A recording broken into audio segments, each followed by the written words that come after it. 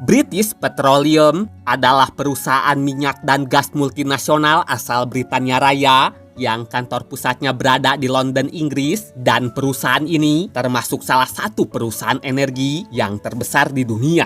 Penting untuk dicatat, British Petroleum secara resmi berganti nama menjadi BP pada 2001, yang dimana BP merupakan singkatan dari British Petroleum itu sendiri. Terlepas dari itu semua, sebagai perusahaan multinasional, wajar rasanya apabila BP punya anak perusahaan yang tersebar di berbagai negara dan salah satunya di Amerika Serikat.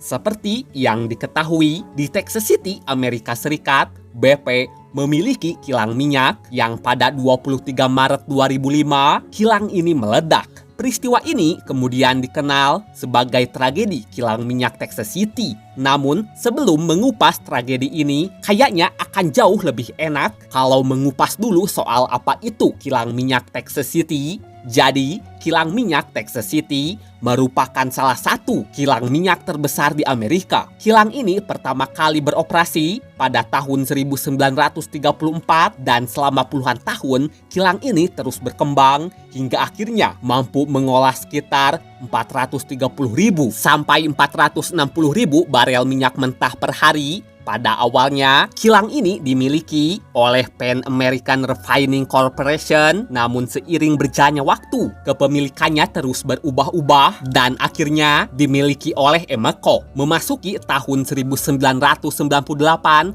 BP mengakuisisi Emeco yang secara otomatis membuat kepemilikan kilang beralih kepada BP. Pada pagi hari 23 Maret 2005, para pekerja sedang melakukan proses menghidupkan kembali salah satu unit pengolahan minyak yang sebelumnya tidak beroperasi karena harus menjalani perawatan, yaitu Isomerization Unit. Di sisi lain, tahap awal pengoperasian merupakan salah satu fase yang paling berisiko karena tekanan, suhu, dan aliran bahan kimia belum stabil sehingga memerlukan pengawasan yang sangat ketat. Dalam proses ini, sebuah menara distilasi diisi cairan hidrokarbon melebihi batas yang seharusnya. Bagi yang nggak tahu, menara distilasi adalah peralatan untuk memisahkan berbagai komponen dalam minyak mentah berdasarkan perbedaan titik didihnya.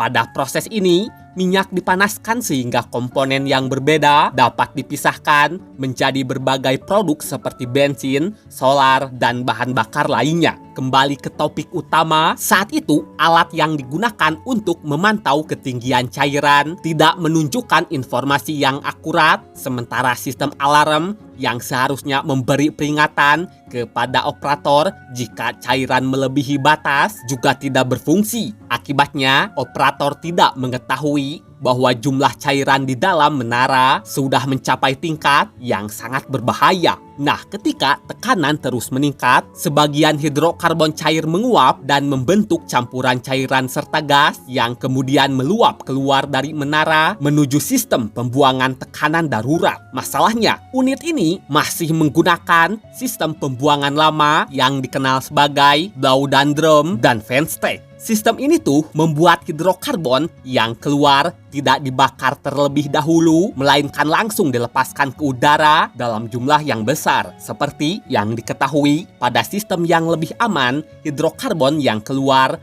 akan dibakar secara terkendali untuk mengurangi risiko terbentuknya awan gas yang mudah terbakar. Namun, pada sistem lama tentu tidak demikian. Di sisi lain, hidrokarbon yang keluar kemudian membentuk awan uap yang mudah terbakar di sekitar area kilang. Awan hidrokarbon yang telah menyebar kemudian tersulut oleh sumber api di sekitar lokasi, meskipun penyebab pasti munculnya api tidak pernah dapat dipastikan karena ledakan dan kebakaran telah menghancurkan banyak bukti yang dapat mengungkap sumber api. Meski begitu, sumber api diduga berasal dari mesin kendaraan yang sedang menyala atau sumber api lain. Oh ya, ketika awan tersulut, terjadilah vapor cloud explosion, yaitu ledakan akibat awan uap bahan bakar yang bercampur dengan udara. Ledakan ini menghasilkan gelombang kejut yang sangat kuat dan langsung menghancurkan area di sekitarnya. Akibat ledakan ini, 15 orang meninggal dunia dan ratusan lainnya terluka. Setelah ledakan utama, beberapa bagian kilang juga mengalami kebakaran hebat sehingga memperburuk kerusakan dan menyulitkan upaya pemadaman serta penyelamatan. Tragedi ini menyebabkan perusahaan rugi dengan nilai yang diperkirakan melebihi 1,5 miliar dolar Amerika yang mencakup kerusakan fasilitas, penghentian produksi, biaya perbaikan, kompensasi kepada korban dan keluarga korban, penyelesaian berbagai gugatan hukum, serta denda dari Lembaga Pengawasan Keselamatan Kerja.